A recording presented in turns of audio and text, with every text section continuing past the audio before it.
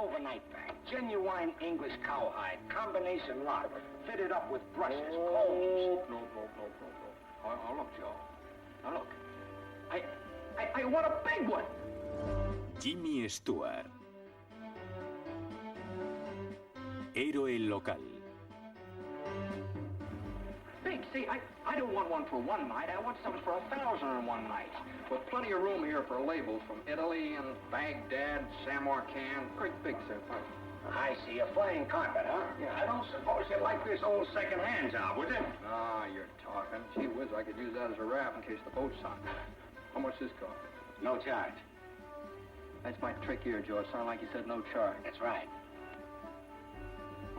What's my name doing out here? A little present from old man Golla. Came down and picked it out himself. He did? What do you know about that? My old boss. What boat are you sailing on? Well, I'm working across on a cattle boat. A cattle boat? Okay, I like cows. Una de las más reputadas y admiradas estrellas del cine del siglo XX, James Stewart, se ganó el corazón de América con su honestidad de pueblo, su encanto desgarbado y su tartamudeo característico. El presidente Harry Truman hablaba en nombre de la nación cuando dijo: si Bess y yo tuviésemos un hijo, nos gustaría que fuese igual que Jimmy Stewart. Jimmy Stewart's appeal was his freshness, his boyishness. He was a great actor, but all it looked so simple when he did it. It didn't look like acting. And I think that was his charm, that was his appeal. His performances have always been the essence of simplicity, honesty, directness, and incredible charm. He's one of the great film actors and personalities of the film world. Jimmy Stewart is a person that makes you feel totally at ease without seeming to do anything special. He's just a very gracious, natural kind of person. But I don't think there's anybody that's ever been better than Jimmy Stewart. He was brilliant in the pictures that I worked with him in. He was brilliant in all the pictures I've ever seen him in. Nada en la infancia de James Maitland Stewart le había preparado para ser una estrella de Hollywood. Nacido en la diminuta Indiana, Pensilvania, el 20 de mayo de 1908, creció en un mundo de asambleas de Boy Scouts, reuniones de iglesia presbiteriana y lecciones de acordeón. El joven Jimmy despachaba y hacía el reparto en la ferretería fundada por su abuelo. Su pueblo natal, recuerda, era abierto y amistoso, como debería ser todo el país. Stewart realizó sus estudios en el internado de la Mercerburg Academy, donde fue capitán del equipo de fútbol americano de los pesos ligeros. En 1928 entró en Princeton, la universidad donde había estudiado su padre. I was first aware of Jimmy Stewart at Princeton. He was the class below me, beneath me, however you want to phrase it. Josh Logan persuaded him to try out for the Triangle Club. And Jimmy got the romantic lead, which is rather peculiar because he's not really, didn't seem in those days at any rate, a romantic actor. He was tall and gangling and not very well organized physically. And he was an architect major, so that he was working very hard in the architecture school. La Gran Depresión hizo escasear los trabajos, así que después de la graduación, Jimmy viajó a Cape Cod, Massachusetts, para hacer una temporada de verano con los actores universitarios y su colega de Princeton, Joshua Logan. Allí trabajó junto a las futuras estrellas Henry Fonda y Margaret Sullivan. Stewart interpretó un pequeño papel en la obra biográfica Carrie Nation y viajó con la compañía a Nueva York para hacer su debut en Broadway en 1932. Carrie Nation ran all of 4 weeks, I think, and it probably today would have run 4 nights. Durante los 3 años siguientes, Stewart actuó en 8 obras, lo que provocó que su compañero de cuarto, Henry Fonda, se quejase de que el apacible Jim nunca tenía que buscar trabajo. Barbara Sullivan had gone to Hollywood. Then I think Fonda was the next one of the company to go to the west, to the coast. And then Jimmy Stewart remained in New York, playing various parts. He had a very good part in a play by Sidney Howard called Yellow Jack, which was about the Panama Canal and the yellow fever. But he was very good in it. He did have a very good part, and I would suspect, I can't remember now precisely, but I would suspect that it was on the basis of that play that he got his first break to go to Hollywood. Apareció como el hijo de Judith Anderson en Divide by Three. En el reparto también estaba Hedda Hopper, quien presentó a Stuart a un agente de la Metro-Goldwyn-Mayer que después estaría encantado de llevarse el mérito por su descubrimiento. En principio, Jimmy fue rechazado para el papel del joven reportero llamado Shorty en La voz que acusa. Pero finalmente la gracia de la situación le gustó al productor y Stuart hizo su debut con Spencer Tracy. Al año siguiente, su amiga Margaret Sullivan, por entonces prometedora actriz de cine, le pidió que coprotagonizara con ella Cuando volvamos a amarnos. En Nacida para la danza, una de las 8 películas de Jimmy Stewart en 1936, fue elegido por nada menos que Cole Porter para interpretar al romántico enamorado de Eleanor Powell y presentar el clásico de Cole Porter, Easy to Love. Oh, boy meets girl. Oh, I see. Well, boy loses girl. Boy gets girl. Not so soon, sailor. En 1937, Stewart firma con la 20th Century Fox para interpretar el inverosímil papel de Chico, un trabajador de las alcantarillas de París en Séptimo cielo. Fue el protagonista junto a Simón Simón. Otros trabajos de ese año fueron El último gángster y Cadetes de mar. Volvió a hacer equipo con Margaret Sullivan otra vez en El ángel negro en 1938. Una película de la que el New York Herald Tribune dijo: cuenta con 2 de los mejores actores de la pantalla de hoy en día. Pero más importante, 1938 fue el año en que Jimmy Stewart comenzaría una de las más trascendentales relaciones profesionales. Frank Capra, un inmigrante italiano que se había convertido en el joven director de moda del momento, le pidió que interpretase el papel romántico en Vive como quieras. Dijo que apreciaba en Stewart el carácter y sólida honestidad de un Gary Cooper, además de la educación y la inteligencia de un idealista universitario. You know, every time I think how lucky I am, I feel like screaming. Tony, please promise you'll invite them. Oh, I feel a scream coming on right now. You know, we'll have to face it sooner Oh, or yeah, later. it's starting right now on my toes. Sort of a tingling sensation. Now, look, you can Now invite it's them coming both up up. around my knees. My legs are traveling faster and Tony. faster and faster. You're not really And going it's to in my scream. stomach right now. I'm afraid it's got me, Alice. How could your Now it's mother going hear, up and Tony? up and up and up. It's all No, over no, my Tony, body now. please don't. No. It's in my throat now. What I can do is fighting to get out. I can't hold it any longer. Here it goes.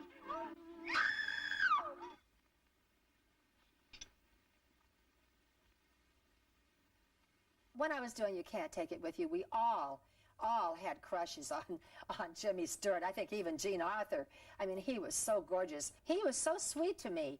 I remember that I gained a lot of weight on that picture, and I remember why. It's because Jimmy Stewart fed me Butterfingers. I used to get so hungry in between shots, and sometime we would work till, 6, 7 at night, and I'd get so hungry before they would break for dinner. And he used to keep Butterfingers in his pocket, and he would just keep handing them to me, and I kept eating them because I was so hungry, and I blew up like a balloon. Vive como quieras aumentó su imagen de joven protagonista ligeramente desgarbado, aunque atractivo y decente. I got here in 1935 under contract to MGM, and in those 5 years before I went into the war, the 5 years, I just became enthralled by the whole thing. I loved the business, and I think the main reason for it was the big studio system. When I was under contract to RKO, it was marvelous because it wasn't as big as MGM or Warner Brothers. It was more like a family over there. And they loaned people. They did this. They loaned directors. They loaned writers. But you were working all the time. They kept actors working, and they got to do a lot of parts. And there's nothing like working to be able to get better So I'm kind of sad that I came in at the very, very end of it. So This big studio system, I think, was the ideal way to make movies. Lazo Sagrado, escrita como vehículo dramático para Carole Lombard, contó con Stewart de nuevo contratado por la Metro para interpretar un personaje que se estaba convirtiendo en característico de Jimmy Stewart. Marriage is a business, a very serious business, a partnership, in the strictest sense of the word. One must prepare for it. There are so many things to learn. Well, Mother, what do you mean? You mean we shouldn't? Emphatically not. There's no reason for Jane to develop into a little household drudge. Oh, I hope you understand I have nothing against Jane. In fact, I like her. I like her very much. Well, I'm glad you do, Mother, because you remember a little while ago you asked Jane whether she'd come to New York to visit relatives. Well, as a matter of fact, she has come to New York to visit relatives. She's visiting some right now. You see, we're married.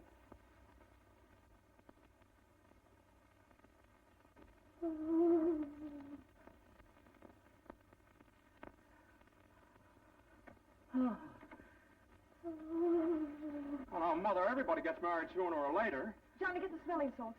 What do they look like? Mother, where are the smelling salts? La habilidad de Stewart para combinar fuerza e idealismo alimentó su sobresaliente actuación en Caballero sin espada, la película con moraleja de Frank Capra sobre la corrupción en el gobierno. Su madura interpretación le valió su primera candidatura al Oscar. Even if this room gets filled with lies like these. And the Taylors and all their armies come marching into this place. Somebody will listen to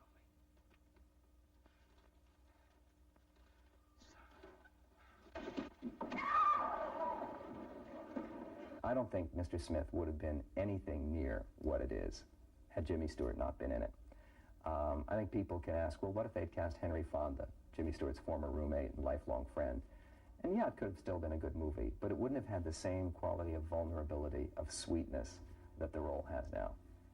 Los críticos se quedaron asombrados cuando Stewart dio continuación a su éxito dramático en Caballero sin espada, dando un giro totalmente cómico en Arizona, una parodia dramática coprotagonizada por Marlene Dietrich en el papel de una cantante de salón llamada Frenchy. En Historias de Filadelfia, Jimmy Stewart compartió protagonismo con Cary Grant y realizó una de las actuaciones más románticas de su carrera con Katharine Hepburn. Now look, I got you into this thing, now I'll get you out of it. Will you marry me, Tracy?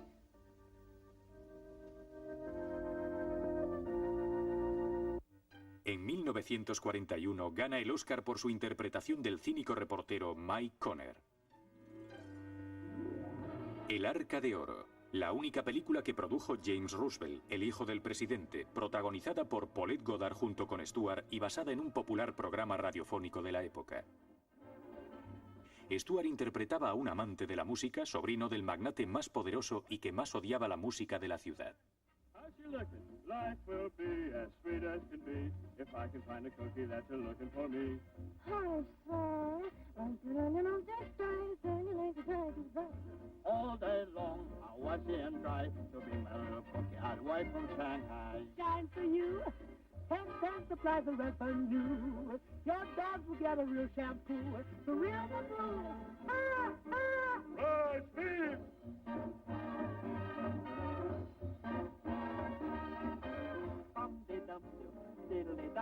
The fortune teller told me I was gonna clean up.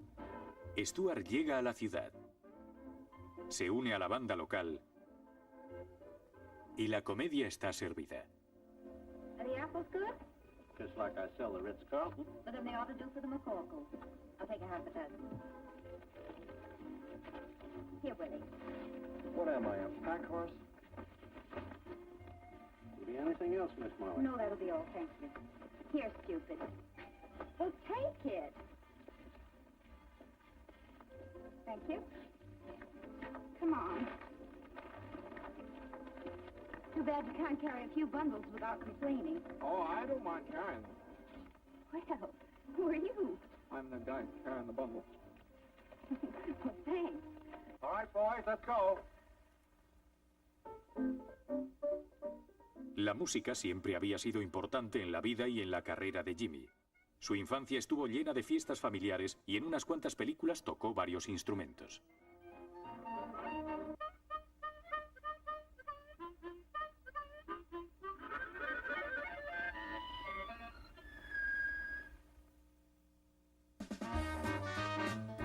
A medida que la guerra se intensifica en el extranjero, los Estados Unidos comienzan a prepararse en todos los sectores con hombres y mujeres dispuestos a arrimar el hombro para ayudar. La libertad estaba en peligro y estadounidenses de todas las edades y de toda condición social se unieron en el esfuerzo de guerra. Hollywood's most famous movie stars leave the film capital to help the government sell war bonds. Irene Dunn, Ronald Colman, Hedy Lamarr, Greer Garson, all part of a contingent of some 50 screen celebrities giving their time and talents to aid the national war effort. Yes, in democratic America, everybody is doing his bit. There goes Jimmy Stewart on his way to enlist. One of the most popular stars on the screen. Joining the Air Force as a private, Jimmy has now won promotion. Today, he's Lieutenant Stewart, USA. This was a guy with military tradition in his family, first of all. He, members of his family fought in the Civil War, Spanish-American War. His dad was in World War I. And of course, nothing was going to keep him out of World War II. Había sacado su licencia de piloto durante los días que no trabajaba en los primeros tiempos como actor contratado. Cuando volaba a casa, a Pensilvania, solía navegar siguiendo las vías del ferrocarril. El sueldo de Stewart pasó de $12,000 a $21 al mes. Le envió con orgullo el 10% a su agente. Hello. Gee, looks like I'm back in the movies again, doesn't it? Well, as a matter of fact, I'd like to do some talking. Don't go away until I get this thing off.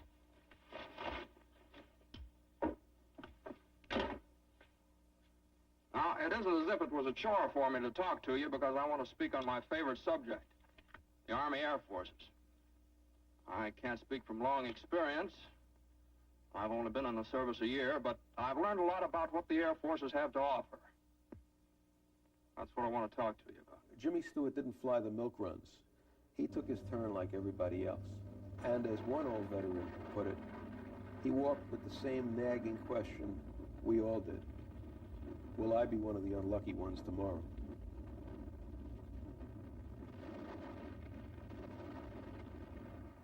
What's amazing about Jimmy Stewart is what he did in World War II.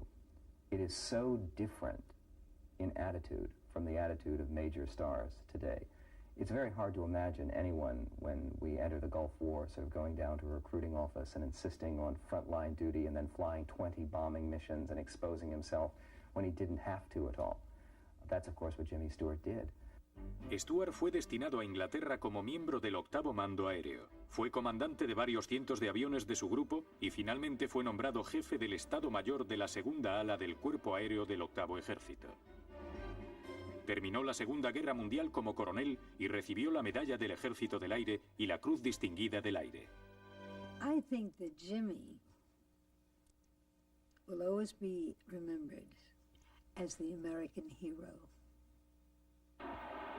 Cuando terminó la guerra, las tropas regresaron a casa, y Jimmy Stewart también.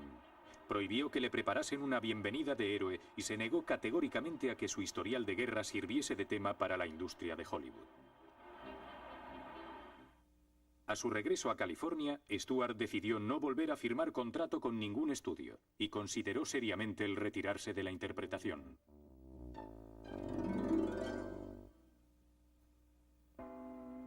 Frank Capra llamó a Jimmy Stewart. Tenía una idea para una película sobre un hombre hogareño de una pequeña ciudad que fracasa en los negocios, quiere suicidarse y es salvado por un ángel de la guarda llamado Clarence, etcétera, etcétera. Capra estaba confuso y poco decidido, pero Stewart le dijo, la hago yo. El resultado fue un clásico del cine. Qué bello es vivir. What'd you wish, George? Well, not just one wish, a whole hatful.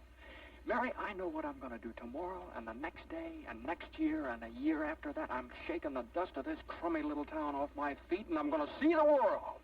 Italy, Greece, the Parthenon, the Colosseum. Then I'm coming back here and go to college and see what they know. And then I'm going to build things. I'm going to build airfields. I'm going to build skyscrapers 100 stories high. I'm going to build bridges a mile long. Oh, you going to throw a rock?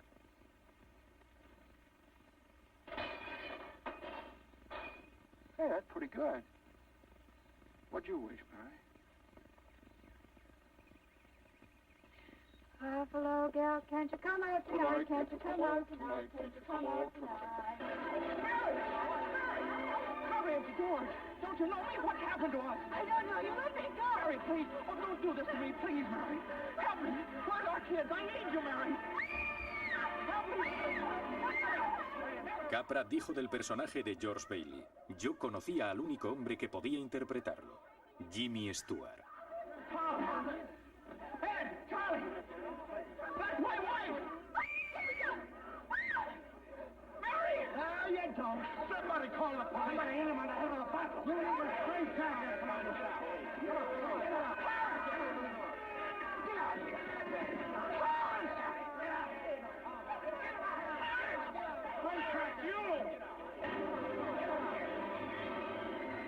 Stand back!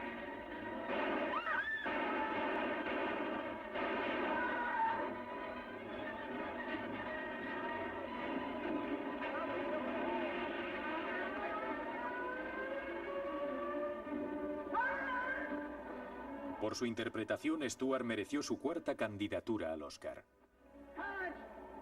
Clarence! Help me, Clarence! Get me back! Get me back! I don't care what happens to me! Get me back to my wife and kids! Help me, Clarence, please!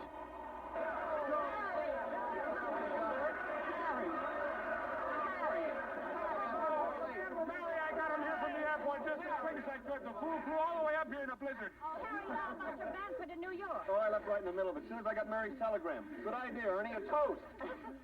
To my big brother, George, the richest man in town. Aunque no fue un éxito de taquilla inmediato, Qué bello es vivir se ha convertido en una de las películas más queridas de todos los tiempos. Es la favorita personal de Stewart porque dice, gira en torno a una idea simple. Uno no nace para ser un fracasado.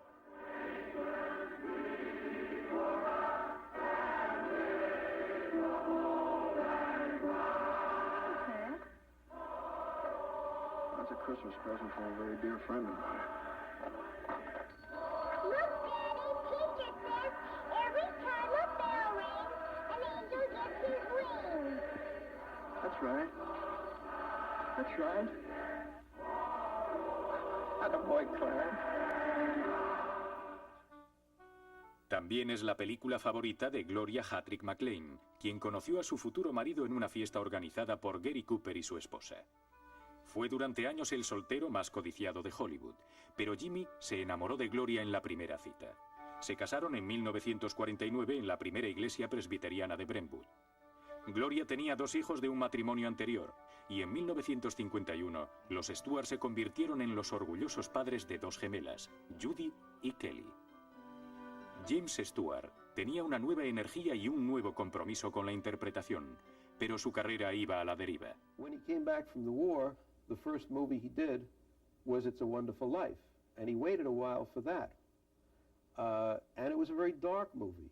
And the movies that followed were much grayer, much more complex. His characters were more complex. The situations were more complex. I believe that he was intrigued by these kinds of stories because he saw the face of war. En 1949, Stewart regresó a la Metro-Goldwyn-Mayer para rodar la historia de un valeroso pitcher de béisbol que había perdido una pierna en un accidente de caza en la cima de su carrera. El New York Times diría que The Stratton Story era lo mejor que le había ocurrido al señor Stewart en su carrera después de la guerra. I know that Jimmy called me one day, and he called me and he said, Junie, I have 3 scripts here. One is called The Stratton Story, one is called Strategic Air Command, and one is called The Glenn Miller Story. And I won't do any of them unless you do them with me. And he said, I'll send them over. I said, you don't have to send them over, I'll do them. Because I knew he had very good judgment. And I was right. En 1951, Jimmy consiguió su quinta candidatura al Oscar por El invisible Harvey, la fantasiosa comedia protagonizada por un conejo invisible de 1,80 de alto y Jimmy como su amigo, Elwood P. Dowd. Stewart había interpretado el papel por primera vez en Broadway en 1947. I wasn't sure about the movie because, to me, the whole idea of what you do is you have to convince the audience sitting out there, you have to convince the audience that there is a rabbit up there with you and you're talking to the rabbit. And with the movie, you know, it's not that. You have no audience, you have a camera and you have electricians and you have another set next to you, so it seemed different, and I didn't know whether it would work. But the thing is strong enough, so it did work. Sin embargo, las críticas señalaron que parecía estar jugando consigo mismo. Stewart tomó nota y comenzó a alejarse de los papeles campechanos que tan bien había interpretado. You were never aware of the fact that he was acting. He is not only a movie star, he's a very subtle, enormously gifted actor. I think Jimmy Stewart, without question, is the best actor I've ever worked with. Alfred Hitchcock has an uncanny knack for coming up with the unusual in entertainment. A finales de los años 40, Alfred Hitchcock, el maestro inglés del suspense, añadió una nueva dimensión a la carrera de James Stewart, incluyéndolo en 4 de sus películas en un período de 10 años. Stewart dijo de Hitchcock que tenía un modo particular de llevar a la pantalla lo que había planeado tan minuciosamente, que sabía lo que quería. Stewart consideró sus colaboraciones en las películas de Hitchcock como unos de sus mejores trabajos. Lanzado como el alter ego del director, Stewart atraía a Hitchcock por su habilidad para retratar a todo hombre atrapado en una situación estrafalaria. Where the cue for murder was one single crash of the cymbals.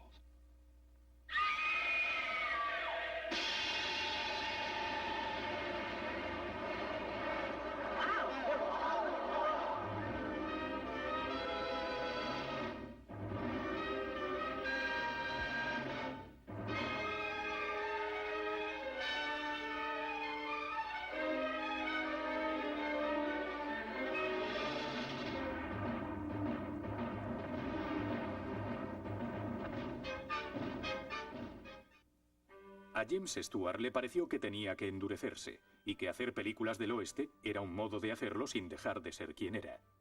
Winchester 73, realizada en 1950, lo descubrió como un héroe tosco, creíble, y fue una de las 17 películas del oeste que hizo durante las 2 décadas siguientes.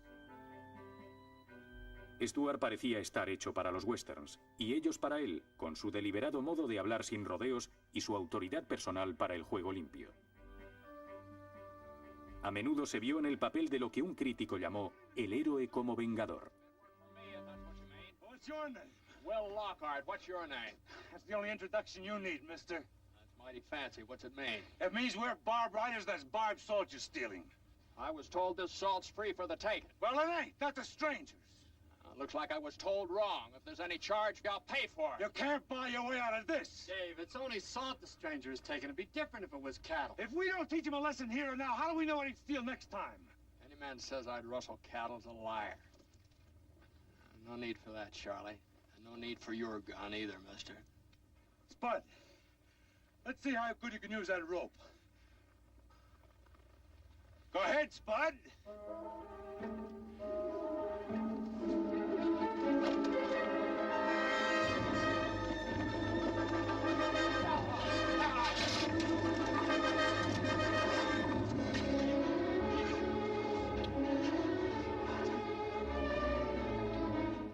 The Centennial is the world premiere of Bend of the River, Universal International's great epic of Oregon Trail days. In Technicolor, it depicts the hardships and adventures of a wagon train that made its way through hostile... A muchos actores les parecía que su trabajo terminaba cuando las cámaras dejaban de rodar. A James Stewart no. Filming the picture, the Hollywood group experienced many of the hardships suffered by the original Trailblazers. There's no one in Hollywood who appears more regularly, more loyally, and more selflessly than Jimmy Stewart and his lovely wife.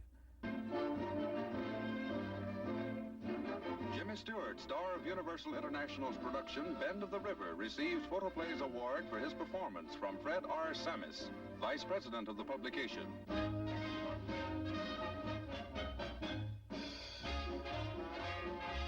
Spotlight on big screen entertainment at New York's Times Square.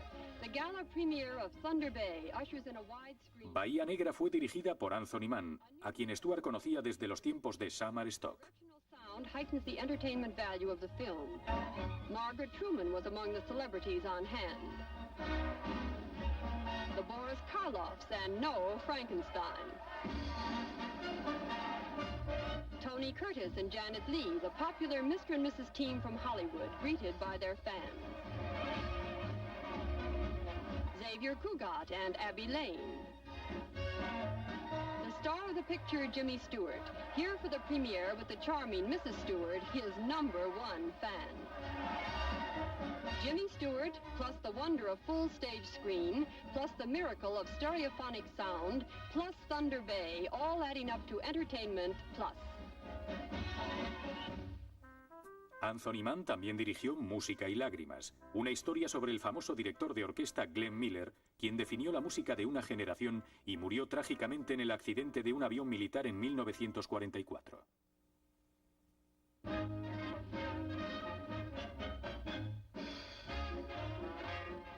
The red carpet is out at International Airport in Miami, Florida, for film star Jimmy Stewart and his wife Gloria, here for the world premiere of Jimmy's latest picture, The Glenn Miller Story.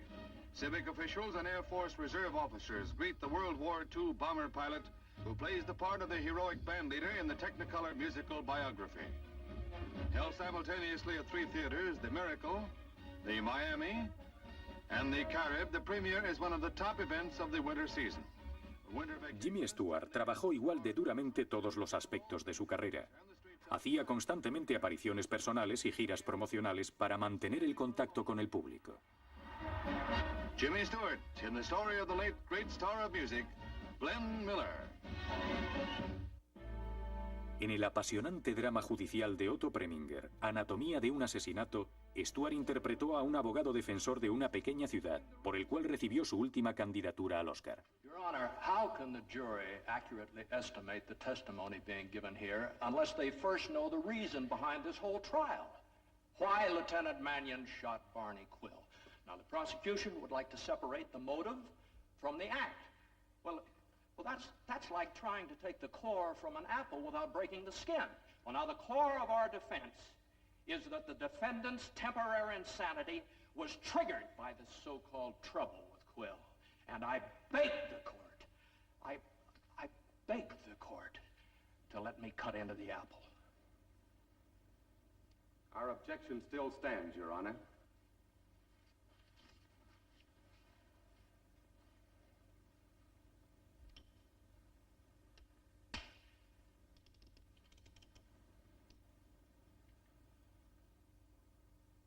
Objection overruled. One constant thread running through Jimmy Stewart's career is his affection for young actors. It was true with Ann Miller in You Can't Take It With You, right up through Stephanie Zimbalist in The Magic of Lassie. Everyone who worked with him in their first film found him to be considerate, patient, and a good guy to lean on. Shenandoah was my very first movie.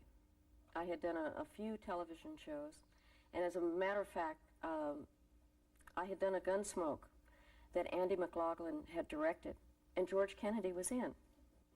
I think the first one was a picture called Shenandoah. I had a small part in it. Andy McLaughlin directed it. We were up in Eugene, Oregon. And it was a 3-day sequence, and he and I worked together very comfortably.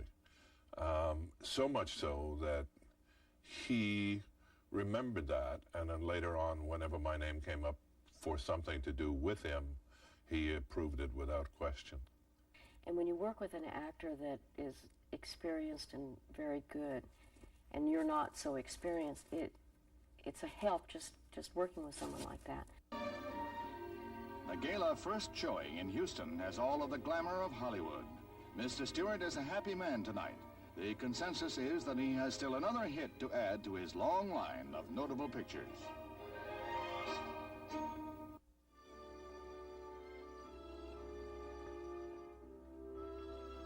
En Cerco de Fuego, Stewart volvió a coincidir con el director Andy McLaglen y con el actor George Kennedy. I remember one time in Fool's Parade, we also had a brilliant actor named Strother Martin, a character actor. And in the script, it called for Strother to be kind of a dingbat who had a pencil, a pad, and a piece of string.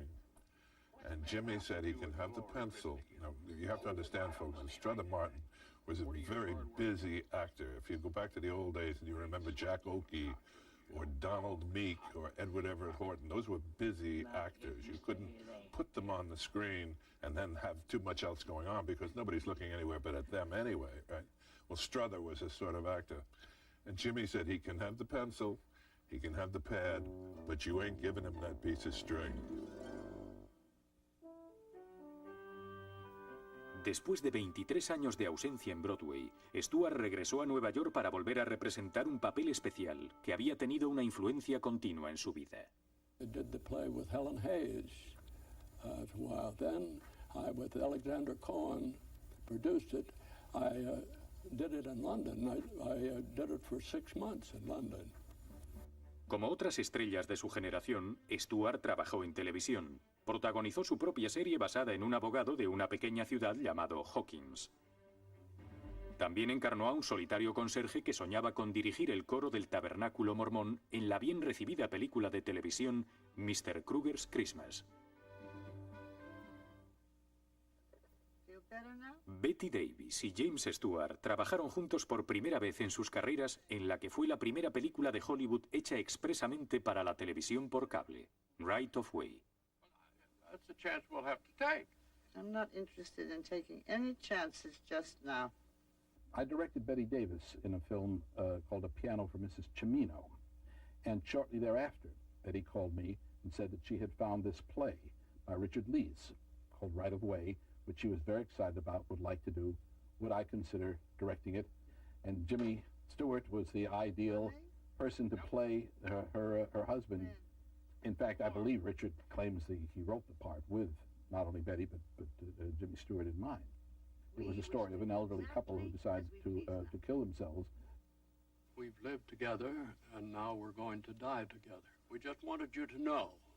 We decided that was only fair. And besides, there are some arrangements that have to be made for you and for us. You're not serious. Yes. We are. The time that disease strikes, they've agreed that they're going to go together rather than to be separated. And I must say, it made me conscious of this problem, and I have seen story after story in the newspaper since then.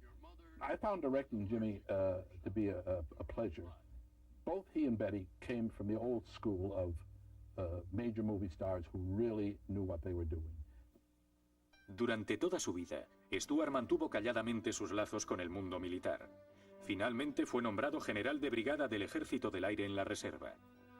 Los valores conservadores con los que había crecido se mantenían todavía en él, y apoyaba activamente las cosas que amaba, cosas como su universidad y el Club del Triángulo. Evening. Ladies and gentlemen, I'm going to sing a song for you from our show that opened here tonight. The name of the show is The Tiger Smiles, and it was written by an undergraduate by the name of Josh Logan. I play the part of the juvenile lead, Bruce. You know, he got an award from his alma mater, from Princeton, about 4 years ago, the Woodrow Wilson Award for service to the country. You see, the Princeton Triangle Club is made up of young men between the ages of 18 and 21. And since we don't have any girl students at Princeton, we have to, of necessity, use the boys playing the girls' part. Somebody asked me the other day how Princeton would justify its giving a movie actor an award for service to the country. And I said, because Jimmy Stewart has probably given more pleasure to more people than anybody we can think of. So then you looked me over a moment or two and said, because it's Sunday, it's got to be on Sunday, and said, because it's Sunday, you'll do. I think he stood for decency. He stood for everything that is good in Hollywood. There was nothing evil about him. You couldn't dig up any scandal on him if you tried. Jimmy Stewart was a big star at a time when people believed that Hollywood stars represented the best of America. And Jimmy Stewart did represent the best of America. He's a vast human being. He's the best I've ever seen on the screen. But I think the part of the greatness of his makeup is the fact that he has always realized how fragile and how human he is. And I think Jimmy Stewart is everybody's friend. And he certainly has been a wonderful friend to me. Jimmy Stewart dice que le gustaría ser recordado como un hombre que creyó en el trabajo duro, en los valores humanos, en el amor al país, en la familia, en la comunidad y en Dios. Sus películas reflejan esas creencias y el público, durante más de 50 años, ha considerado a Jimmy Stewart como su héroe local.